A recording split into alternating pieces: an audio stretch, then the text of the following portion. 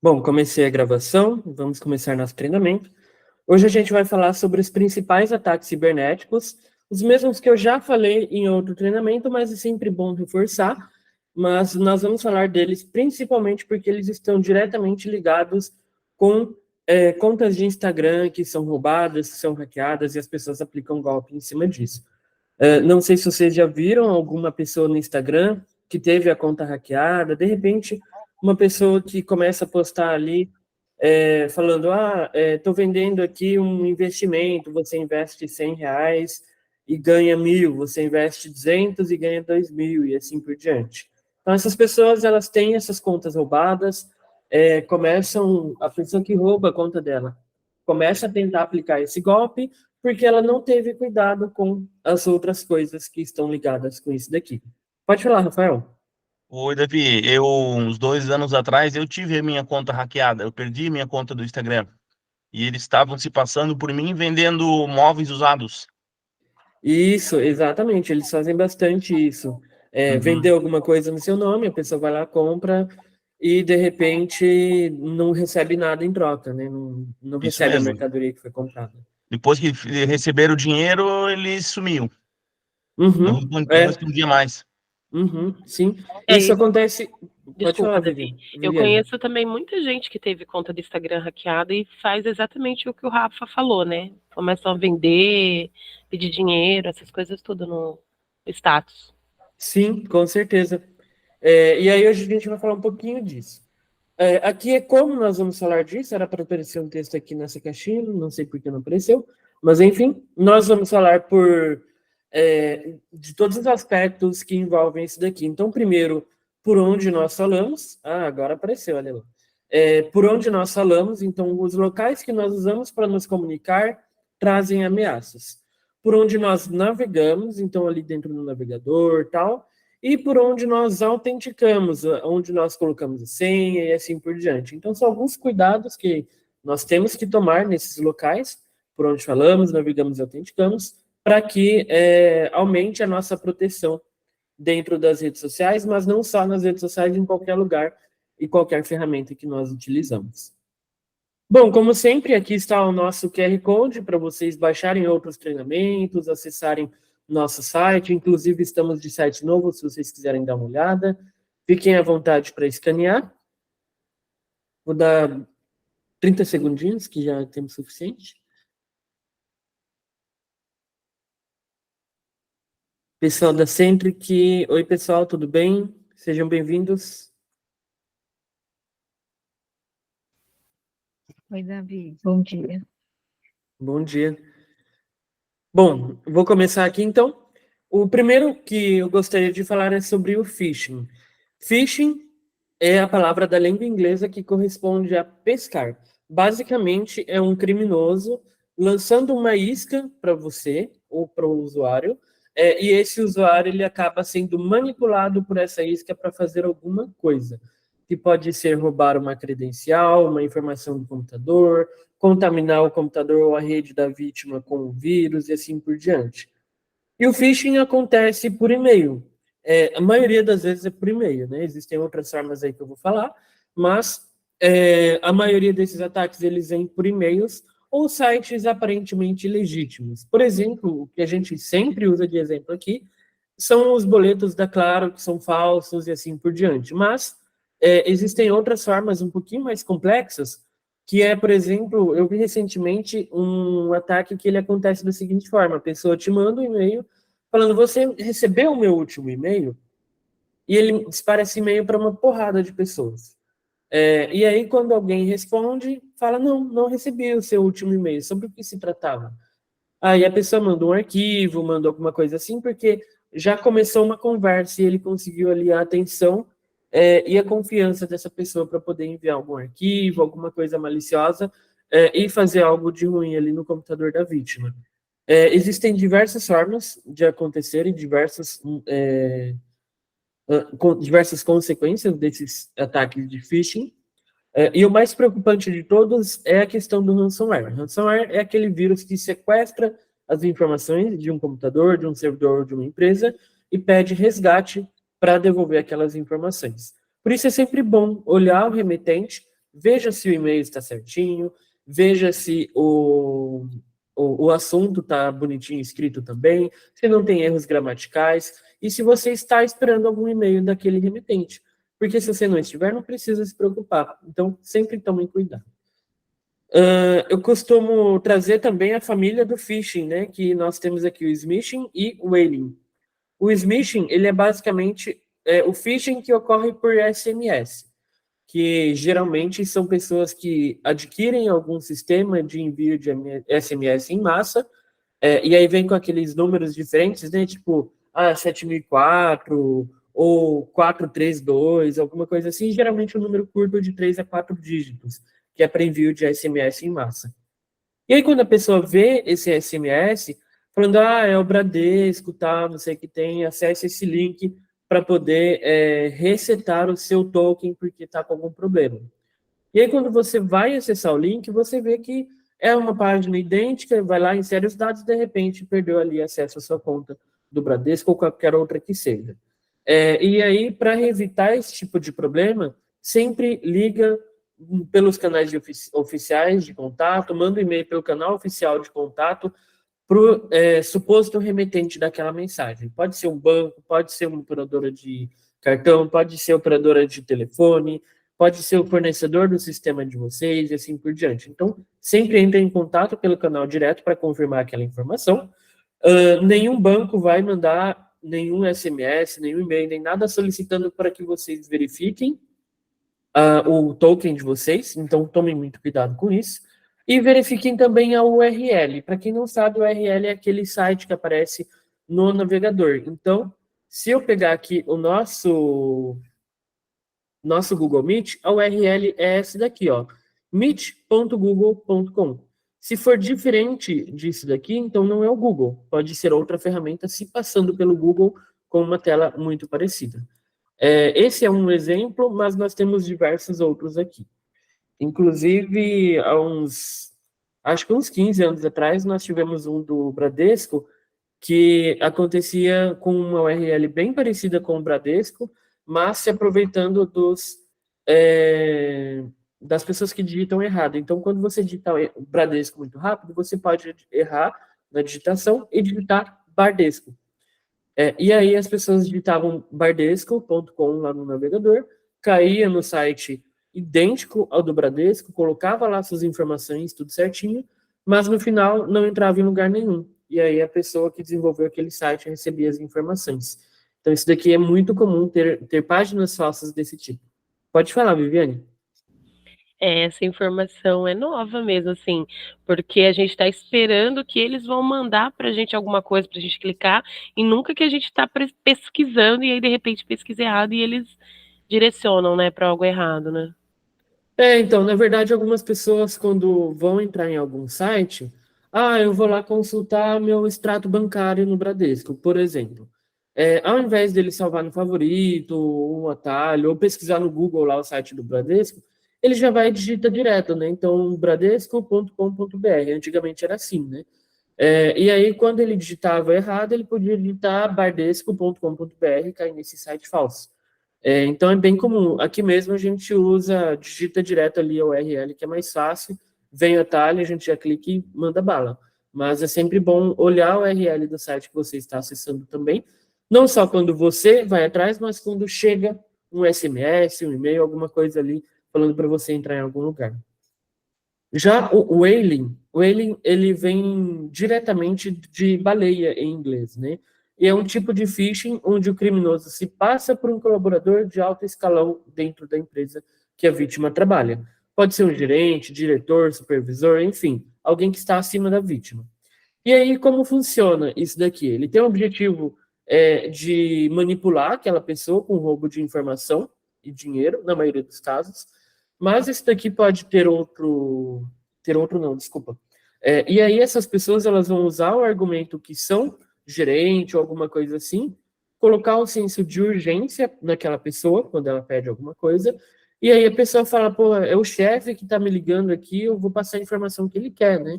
Geralmente isso vem por e-mail, em alguns casos vem por ligação também. Então, alguém se passa aqui pelo chefe daquela empresa, geralmente empresas grandes, né?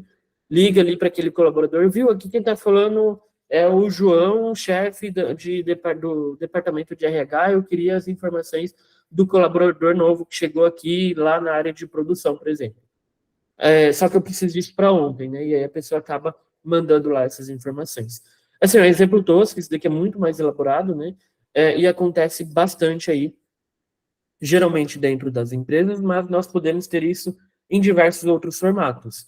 Existe um que é quando a pessoa se passa pelo suporte de TI, e aí ele vai pedindo essas informações. Enfim, existem diversas formas. Por isso é sempre importante, quando falamos em phishing, consultar a fonte da suposta solicitação. Então, é o TI que está pedindo? Liga no canal oficial, manda um e-mail lá no canal oficial. Ah, é o pessoal da contabilidade que está pedindo? Vai nos canais oficiais e garante que aquela informação que está sendo pedida está sendo legítima. Então é sempre bom tomar esses tipos de cuidado. Oi, João, tudo bem? Seja bem-vindo. A gente estava falando de phishing e agora nós vamos... já falei, né, como isso funciona na prática, e agora nós vamos falar dos navegadores. Os navegadores é basicamente o Firefox, o Google Chrome, Microsoft Edge e assim por diante. Coisa que a gente já está acostumado no dia a dia. Só que o que nós não estamos acostumados no dia a dia é que ataques podem ocorrer ali dentro também. Eu listei alguns, mas para fins educacionais aqui, eu vou falar só de 3. O roubo de sessão, que é basicamente quando você loga em algum lugar, aquela sessão que você está dentro daquele seu navegador. Por exemplo, eu loguei na página do Google, eu loguei no meu WhatsApp, eu posso roubar essa sessão que você logou e logar aqui no meu também, sem precisar fazer os processos de autenticação. O roubo de senhas, que é muito fácil fazer, na verdade, é uma das coisas mais fáceis que tem como fazer aqui dentro dos navegadores. Quando você entra num site, cadastra uma senha ou digita uma senha, e se o navegador não reconhece aquela senha, ele pergunta: quer salvar essa senha? E aí, se você responde sim, ele guarda num banco de dados dentro do seu computador. O que acontece? Se eu pegar aquele banco de dados e colocar no meu computador, eu vou ter acesso a essas senhas. Então, isso fica muito fácil, por isso a gente não recomenda que vocês salvem as senhas no navegador de vocês. Aqui, por exemplo, se eu vier no meu usuário, aqui no canto superior direito, veja Davi Borges Pena, e venho aqui em senhas.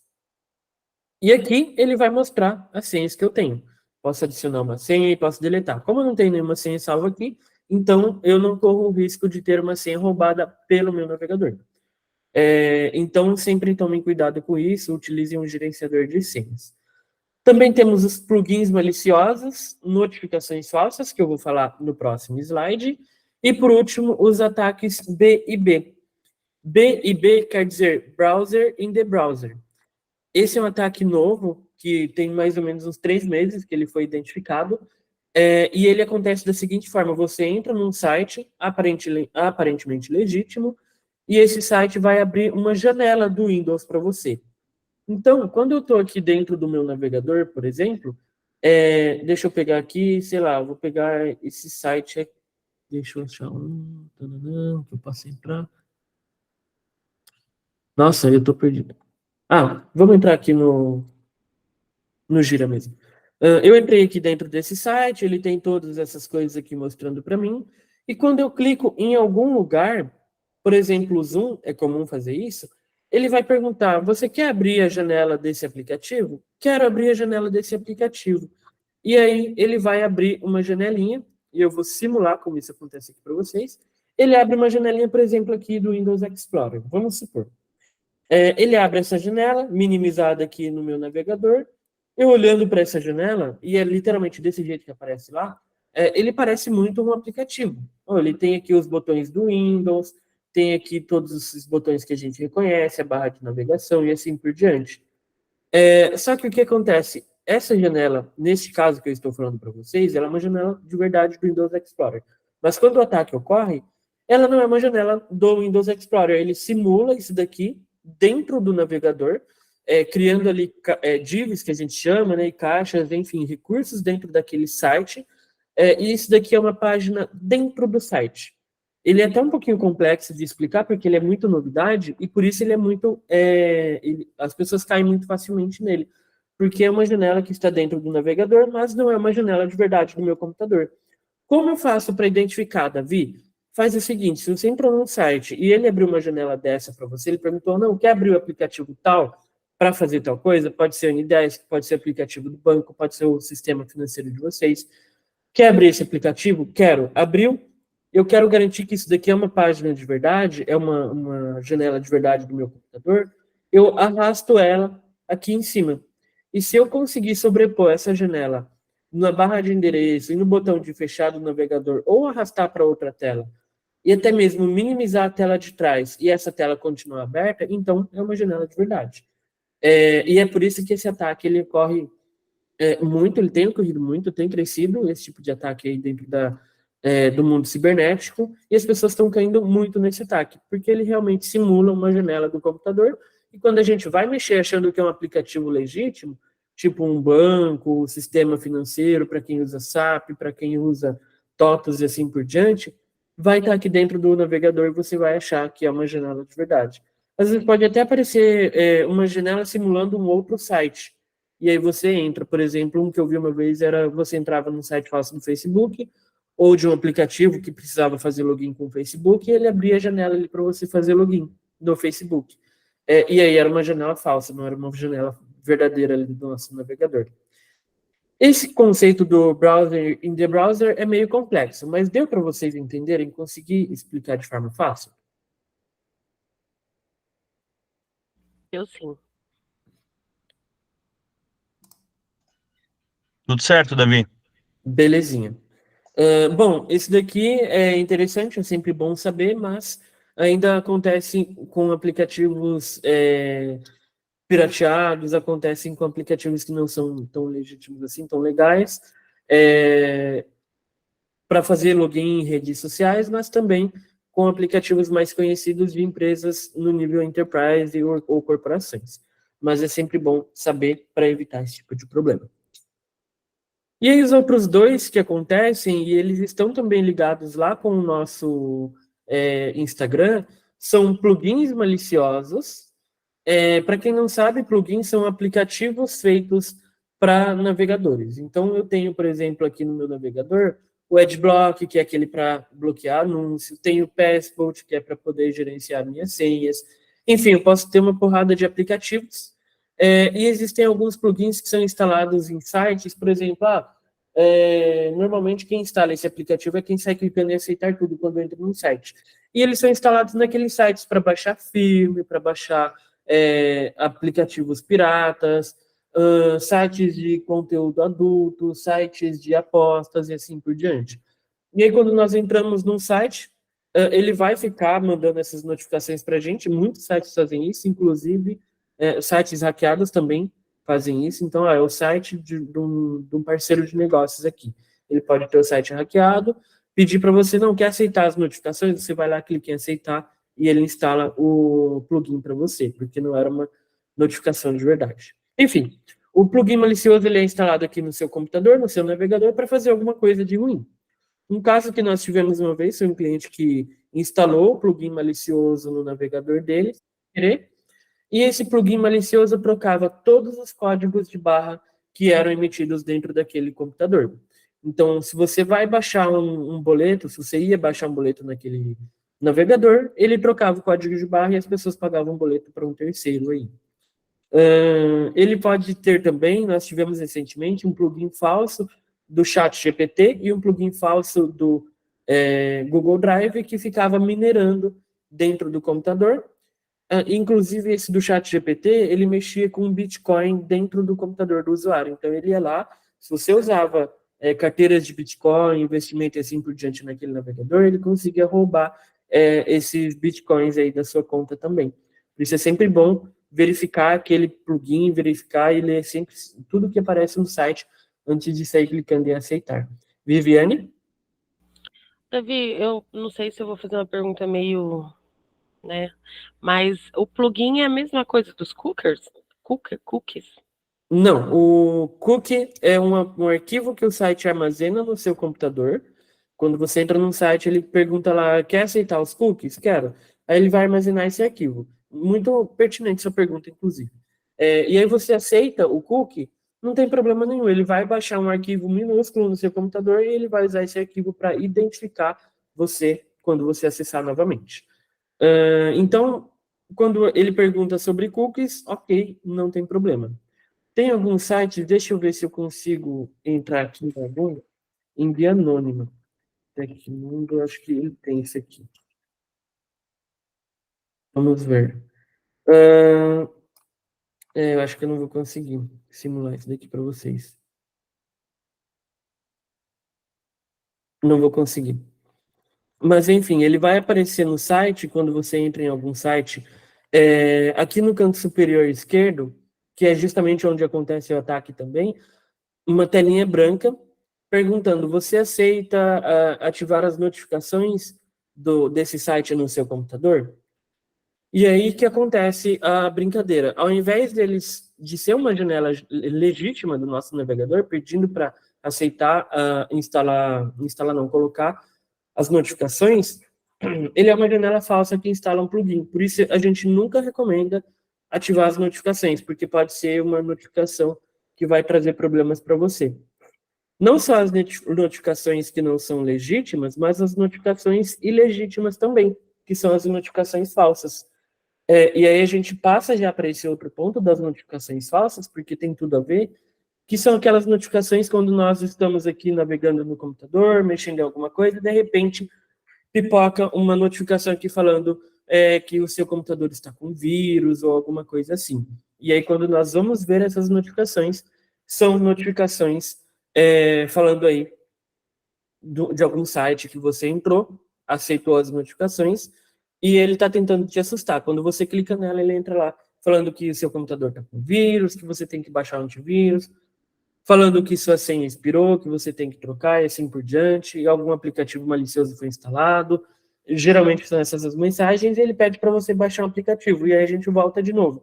Esse aplicativo pode ser um plugin, esse aplicativo pode ser um vírus, que vai direto no seu computador, enfim, pode ser uma infinidade de coisas.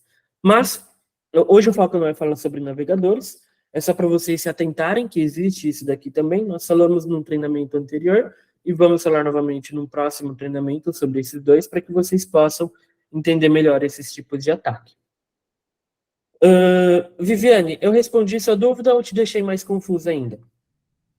Não, respondeu perfeitamente, eu entendi. Muito obrigada. Então, tá bom. No nosso treinamento que temos lá no Academy de Segurança da Informação, nós falamos e descrevemos detalhadamente esse assunto também. Mês que vem o pessoal da Inove vai ter acesso e o pessoal da Centric já tem acesso a esse tipo de conteúdo também. Então, se vocês tiverem dúvidas, lá no treinamento nós falamos tintim por tintim, explicamos exatamente, mostramos as telas e assim por diante, como esses ataques ocorrem para que vocês possam evitar. E aí, 3 dicas de como não se proteger. E aí a gente vai falar sobre autenticação e senha.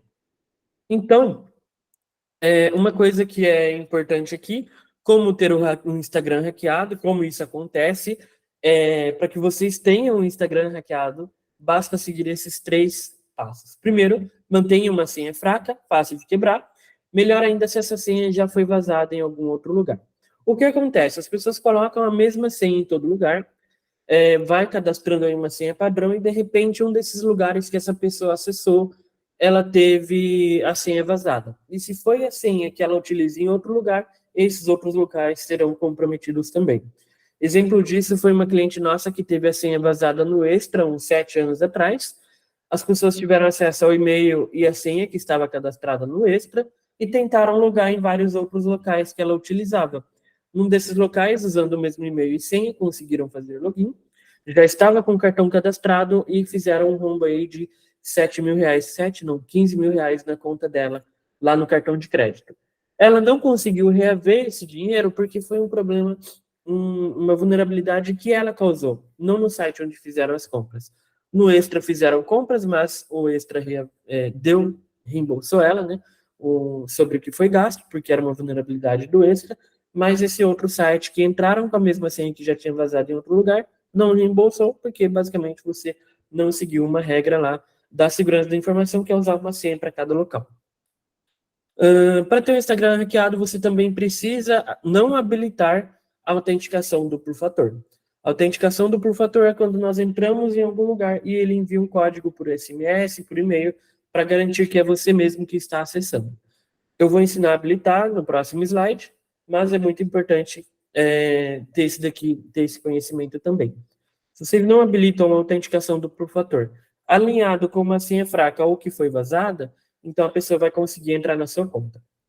E por último, aí você já teve sua conta roubada, não conseguiu recuperar. Para piorar a sua situação, você tem aí vários Instagrams ou várias contas do Facebook cadastradas no mesmo e-mail. Isso dificulta a recuperação da sua conta. Então, se vocês têm várias contas de Instagram cadastradas no mesmo e-mail, alterem imediatamente, a não ser que vocês queiram ter o Instagram hackeado. E aqui, a autenticação duplo fator, já expliquei, né? Uma camada extra de segurança, caso a primeira falhe.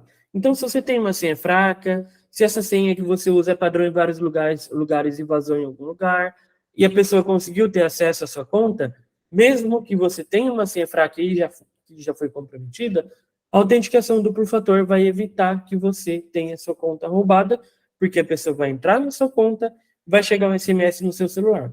A menos que ela tenha acesso ao seu celular, ela não vai conseguir entrar na sua conta. Inclusive, uma das nossas clientes participou do treinamento de autenticação duplo fator no ano passado e ela manteve a senha do Instagram dela fraca.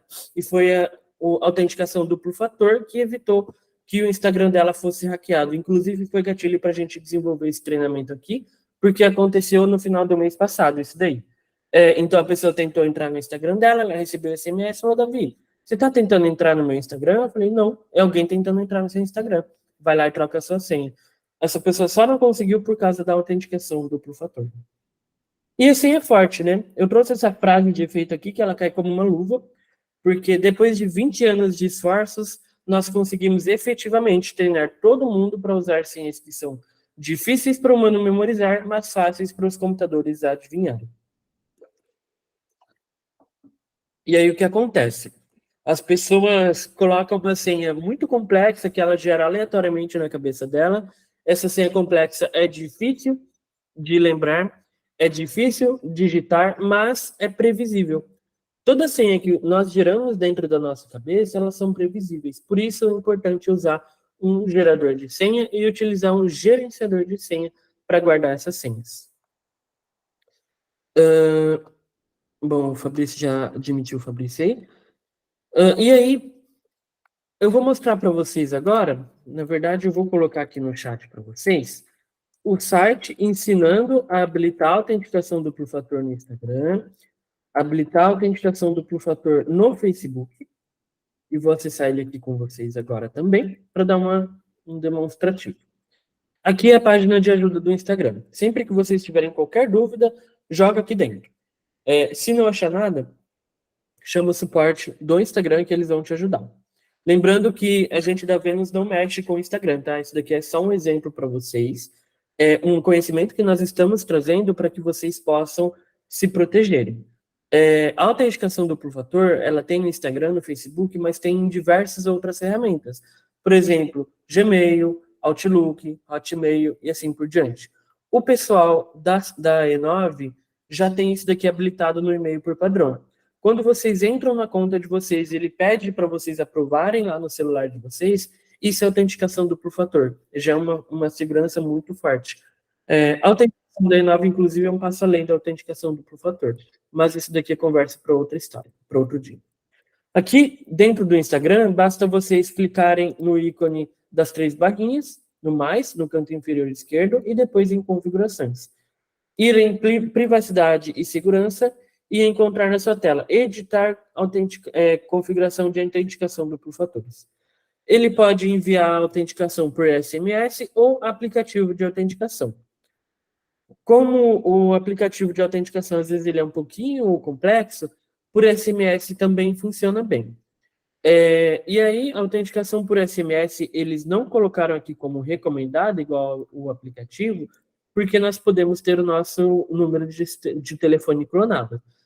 Mas até a gente estudar aqui o aplicativo de autenticação duplo fator, vocês podem ir utilizando o SMS. Outro que nós temos aqui é do Facebook. O Facebook também tem essa função de autenticação duplo fator. Basta acessar configurações de segurança e login, utilizar a autenticação de 2 fatores e depois clicar em editar. Aí vocês vão escolher o método de segurança que vocês desejam. Inclusive, o Facebook ele tem até alguns métodos de recuperação da conta que funcionam melhor do que o Instagram. Que não basta só ter ali o e-mail, ele pode pedir para alguém verificar as suas fotos, ele pode pedir ali para 3 amigos falar que essa conta foi hackeada, e assim por diante. Então, procurem aqui dentro do painel do Facebook para vocês indicarem esses amigos de confiança e conseguirem recuperar a conta de vocês do Facebook, caso ela seja hackeada também. Bom, e aí, uma das coisas que eu vou mostrar aqui para vocês agora é uma coisa muito legal. No Twitter, não sei se vocês sabem, tinha autenticação duplo fator, mas agora só tem para quem paga o plano do Twitter Blue, que custa uns R$46, R$48 por mês. Então é muito importante que vocês tenham uma senha forte e uma senha diferente da que o Mark Zuckerberg usava no Twitter e no Pinterest. A senha do Mark dentro do Twitter era essa daqui, da. E essa senha vazou. Inclusive vazou 2 vezes porque ele utilizou a mesma senha depois do vazamento. E aí ele usava dentro do Twitter e dentro do Pinterest essa mesma senha aqui, da. E assim, é o dono da maior rede social e mais conhecida no mundo, que é o Facebook e o Instagram, dono da Meta, e utilizava essa senha que eles julgaram aqui idiota. Então, não utilizem uma senha dessa, tá bom, gente? Utilizem uma senha forte. Como nós podemos saber se uma senha é forte? Primeiro eu vou mostrar aqui as senhas mais fracas conhecidas, então as senhas mais utilizadas, que são essas daqui. Nós temos aqui listadas as 100 senhas mais utilizadas no mundo. Não utilizem essas senhas. A senha, deixa eu colocar aqui Brasil. A senha mais utilizada no Brasil é de 1 a 6, depois Brasil, de 1 a 9, e o brasileiro gosta de usar bastante número, né? 10, 20, 30, Smart 20, 20 e assim por diante. No ano passado, a Viviane, inclusive, lembra que nós tivemos um treinamento no mês passado, e eu comentei, no ano passado, o brasileiro ele tinha autoestima muito maior, né? Entre as 20 primeiras aqui, tinha várias senhas do tipo, eu sou lindo, eu me amo, eu sou linda, eu me amo, e assim por diante. Já não está mais aqui, ele está mais lá no final da lista, né? Então, o brasileiro está perdendo aí a autoestima ou se conscientizando em cibersegurança. Além disso, essa senha aqui, que é importante a gente saber para que vocês não utilizem. Tem aqui um gerador de senha que vocês podem utilizar, que ele vai gerar senhas realmente aleatórias.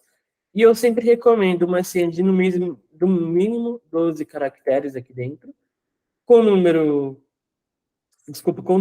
letra minúscula, letra maiúscula e outros caracteres, que são caracteres especiais. E quando eu clico aqui em gerar senha, ele vai dar essa senha muito louca para mim, que eu vou guardar em algum lugar, mas que é uma senha de fato aleatória.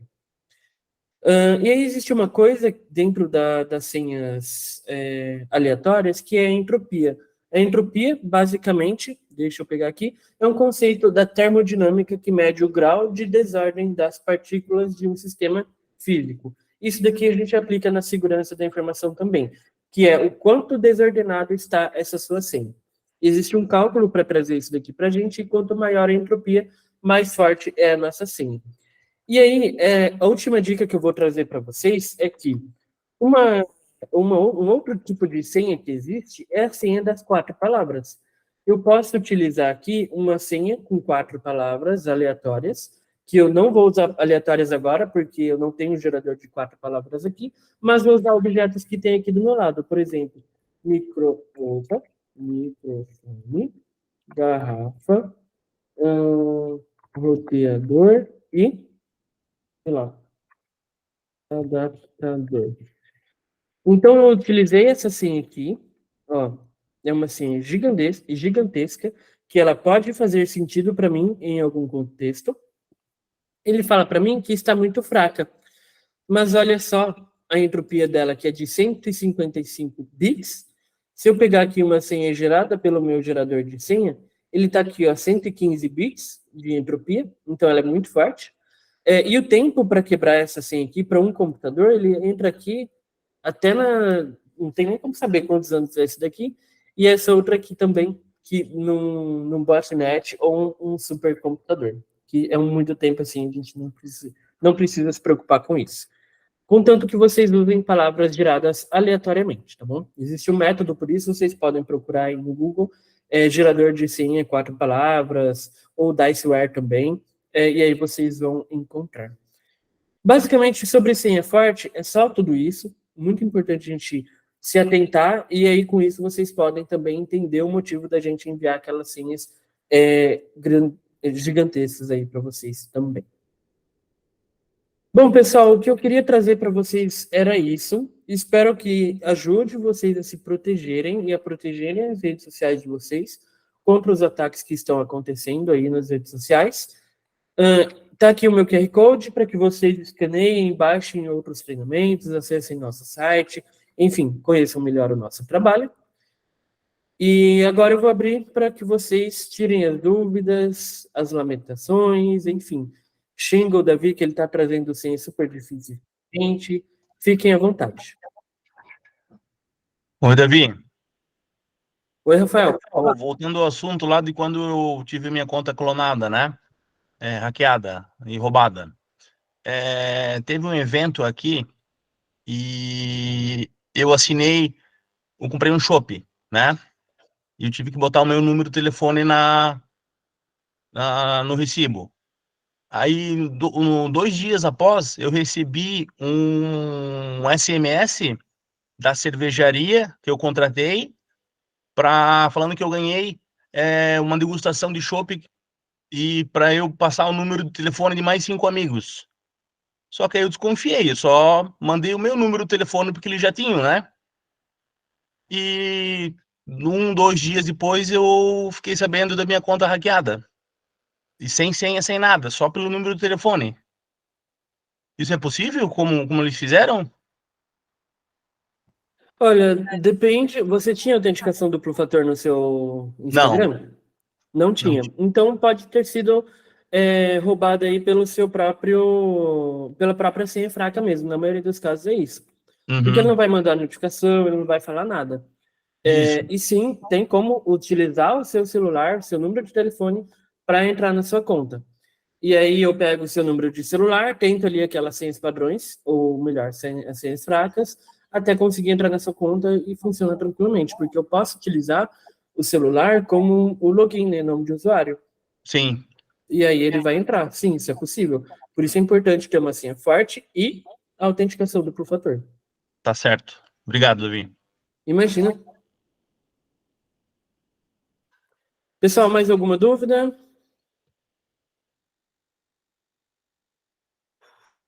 Bom, então é isso. Queria agradecer a participação de todo mundo. Se vocês tiverem qualquer dúvida, fiquem à vontade para me chamar. E até o próximo treinamento. Beleza, Davi, obrigada. Valeu.